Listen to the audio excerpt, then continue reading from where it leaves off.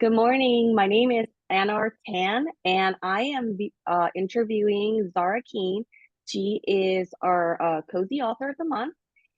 Zara is a USA Today bestselling author. She grew up in Dublin, Ireland, but spent her summers in a small town very similar to the fictional Smuggler's Cove in the movie club mysteries. She lives in Switzerland with her family. When she's not writing, Zara loves knitting, running, unplugged gaming. So that's board games for those of you that don't know, and adding to her insanely large lipstick collection. That's a good one. I was like, I need one of those. Um, so for this month, the Cozy Mystery Book Club is featuring two of your first books in your travel PI series. That's Can right. you tell us more about these stories? Yeah, sure. Um, my book club picks for the month of September are from my travel PI series. It's books one and books two. Book one is called Knifed in Nice, and the story happens in Nice, France, or at least most of the story happens there.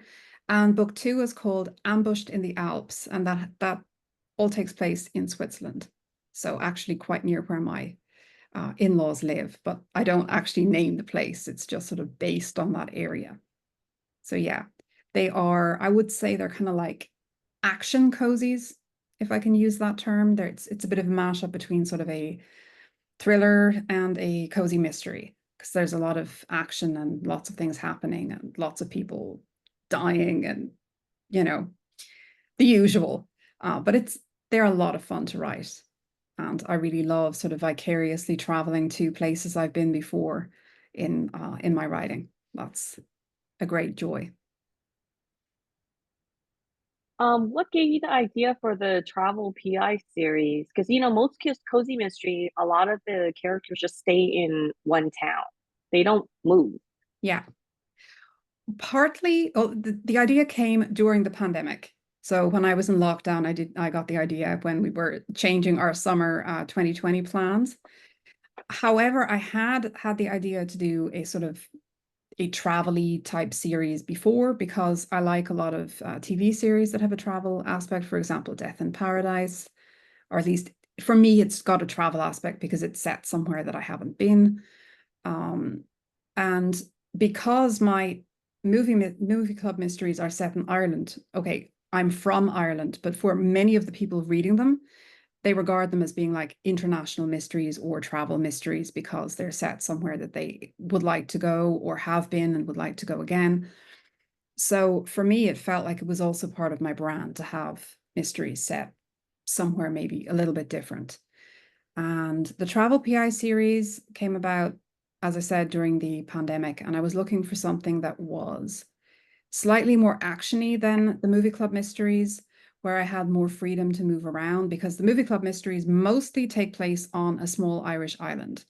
And I'm definitely on the verge of Cabot Cove syndrome, if anybody has heard of this before. You know, Cabot Cove is where Murder, She Wrote was set, where like, how can so many people die in this small town?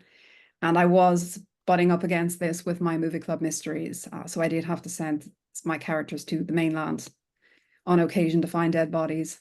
But with the travel PI mysteries, I get to kill people internationally. I get to find dead people in various locations. And yeah, that was kind of where that was at. Do you include any like real life situations in your story? I have, not necessarily in my mysteries, but in a couple of my early romance books, I had a couple of incidents that I included in stories that were of like, yeah, comedy nature. And those were the bits that people thought were too far-fetched. Like there's a Uh, scene in one of my books in Love and Shamrocks where a guy shoots out a window, he shoots a bird through a window. And people were like, yeah, that wouldn't happen in real life. And I'm like, oh my God, one of my relatives did that. That's where I got the idea. I know someone who did that. Personally, I'm related to them to my shame. Yes. So yeah, I would say some incidents that have actually happened to me make it into the stories. Certainly places I've visited make it into my stories a lot, not just in the travel PI books, but in my movie club mysteries as well. Um, we went. when was it? I think it was 2022. I went to Monte Rosso with my family in Italy. And the third book in the Travel PI series is called Murdered in Monte Rosso. And while we were on our holiday, the kids kept like finding places where I could find a corpse, and like Oh, ways that that's I so could kill fun. people. And if anybody was overhearing our conversations, they would be thinking we were very, very strange. But there was one hike that we did between, as Monterosso is part of the Cinque Terre, which is like five like little towns on a coastal area in Italy, and you can hike between them, and it's really beautiful. Like you've got this gorgeous views, and you go through like olive groves and all of that.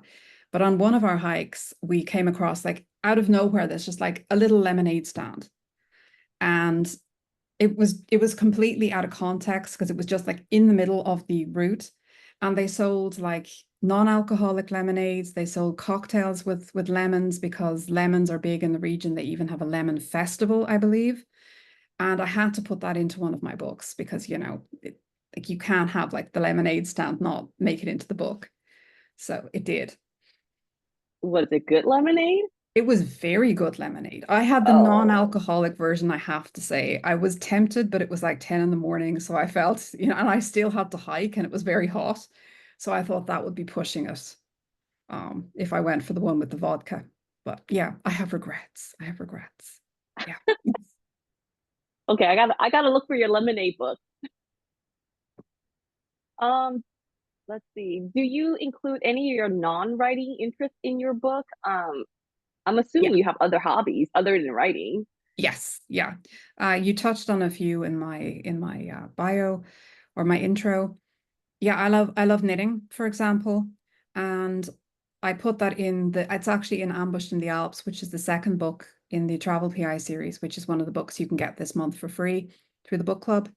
My main character, Angel, it actually opens up in a sort of a knit along, like a knit meeting type thing, which I have got to say I've never been to, and it would not be my thing. Like I would not be into the sort of the group knitting, but a lot of people love these knit-ins and stuff. So I have her at I one of do it. these. Okay. I have her at one of these, and she can't knit. So Hmm. she's there with her friend Sydney, her friend slash sidekick, and he's brilliant. Like he's knitting away and she's struggling to manage to keep the stitches on the needles, never mind actually create something. So that was fun putting it in because it reminded me of how I felt when I was a kid learning to knit. And, my teachers, I was taught by nuns, or we had some nuns as teachers still in my school in Ireland, and like they were very critical of my skills. So it's quite ironic that I'm good at knitting now and that I enjoy it because I did not then. No, definitely not. Funny thing is, so I don't knit, but I used to go to, but my friends do. And we used to have craft days where, like, once a month, we'll all get together and we'll sit and we'll do our craft project. Usually they're knitting or crocheting or whatever for a few hours, without the family, just us and food. And so I would show up, they're all knitting, and I'll bring a notebook and pretend like I'm writing, but mostly I'm sitting there and talking and just eating Okay. because I don't know how to knit. Well, that's good. Um, Yeah, yeah. I mean, I love it just because, it's kind of like being part of like, knitting circles and Mhm. sewing circles, or you just kind of sit around, just a bunch of women just talking, eating, no family. It's really nice to have that uh I guess cozy environment. Yeah. Um, what are you working on these days? I'm working on actually two things. I'm working on the German translation of the first book in my movie club mysteries, that's Style P for Poison. And I'm also working on the fourth book in the Travel PI series in English, however, as in the original. I'm writing the original fourth book in that series. And that is going to be called Poisoned at Pompeii.